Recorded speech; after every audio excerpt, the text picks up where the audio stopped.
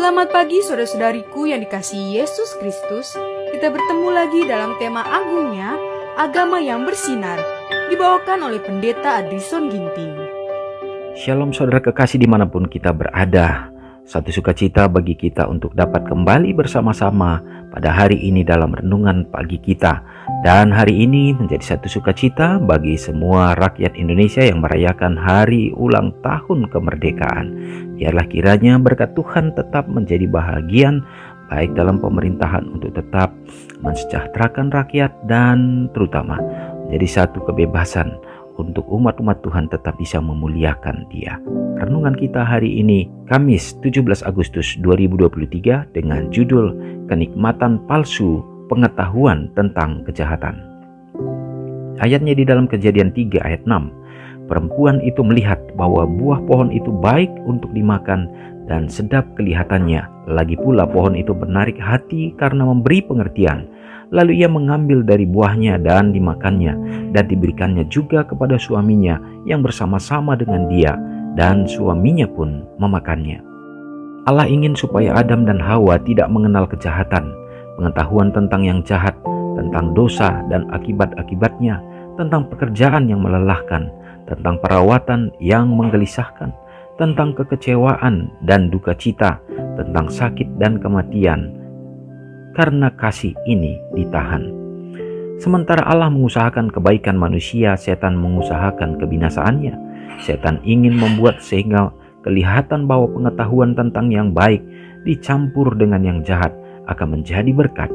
Dan dalam melarang mereka memakan buah pohon itu, Allah menahan kebaikan besar, bahwa karena isinya yang ajaib serta memberi hikmat dan kuasa, sehingga Allah melarang mereka untuk mencicipinya. Jadi ia berusaha untuk mencegah mereka jangan sampai mencapai perkembangan lebih tinggi dan mendapat kebahagiaan lebih besar. Ketika Hawa melihat bahwa buah pohon itu baik untuk dimakan dan sedap kelihatannya, lagi pula pohon itu menarik hati karena memberi pengertian, lalu ia mengambil dari buahnya dan dimakannya.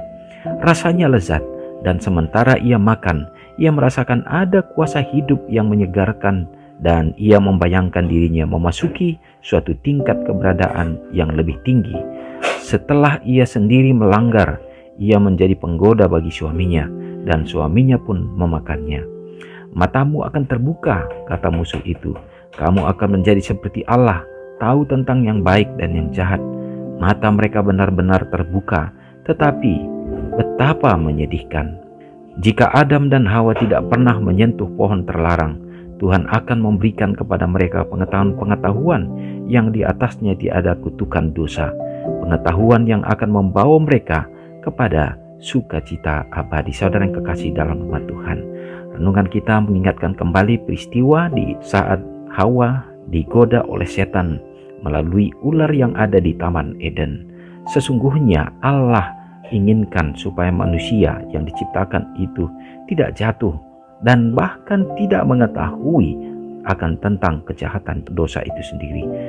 Allah ingin supaya manusia itu tunduk kepadanya, percaya sepenuhnya kepadanya. Tetapi godaan itu seperti menggiurkan. Pandangan yang digambarkan dengan kata-kata oleh ular itu membuat dia tertarik sehingga melupakan perintah Tuhan. Dan apa yang terjadi ini membawa kebinasaan, membawa kejatuhan kepada dosa, dan membuat penderitaan. Tuhan rindukan supaya kita dapat kembali, karena sesungguhnya penipuan-penipuan yang ada di dunia ini pun menjadi satu gambaran sama seperti di Taman Eden.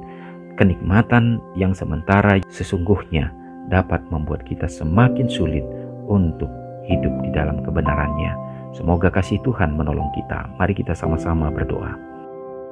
Allah Bapa yang bertahta dalam kerajaan sorga, terima kasih ya Tuhan oleh karena kehidupan yang Tuhan kembali percayakan bagi kami untuk dapat bersyukur pada hari ini. Terima kasih ya Tuhan, biarlah pekabaran yang indah yang sudah kami dapatkan menjadi satu pelajaran yang penting ya Bapa, untuk kami dapat mengingat bagaimana tipuan-tipuan setan yang terkadang dapat mempengaruhi pikiran kami Bapa, sehingga kami bertindak untuk lebih jauh daripada Tuhan. Biarlah kiranya Tuhan akan tetap menolong kami, menyadarkan ya Bapa, sehingga kami tidak tergiur dengan segala kesenangan-kesenangan yang coba untuk dilakukan oleh setan, yang justru membuat iman kami untuk jauh daripada kehendak Tuhan. Ya Bapa, terima kasih. Biarlah kiranya Tuhan menolong kami di sepanjang hari ini.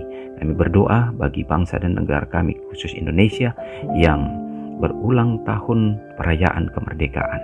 Biarlah Tuhan akan memberkati baik para pimpinan mulai dari yang tertinggi sampai terendah, supaya dengan kebijaksanaan yang Tuhan berikan dapat memimpin dengan bijaksana untuk mensejahterakan bagi kehidupan rakyat dan memberikan kedamaian melalui kuasa Tuhan. Dan tentu harapan kami juga supaya pekabaran Tuhan tetap dapat leluasa untuk dapat diteruskan dan disampaikan, dan kebebasan bagi umat-umat-Mu untuk tetap bisa memuji dan memuliakan Engkau. Ya Bapa, memberkati baik gereja Tuhan, biarlah kiranya dengan roh persatuan dalam perhimpunan bersama dengan keluarga demi keluarga untuk dapat menjadi garam, menjadi terang dimanapun berada, sehingga semakin banyak jiwa yang akan dipersiapkan dalam menantikan dan menyongsong kedatangan Tuhan. Kehadiran Tuhan juga tentunya di dalam hidup rumah tangga kami ya Bapa, sehingga ada sukacita, ada kedamaian yang dapat dirasakan dengan berkat yang Engkau karuniakan lewat usaha tangan, pekerjaan yang dilakukan, sehingga melalui keberhasilan itu Bapa, umat-umat Tuhan merasakan kebahagiaan.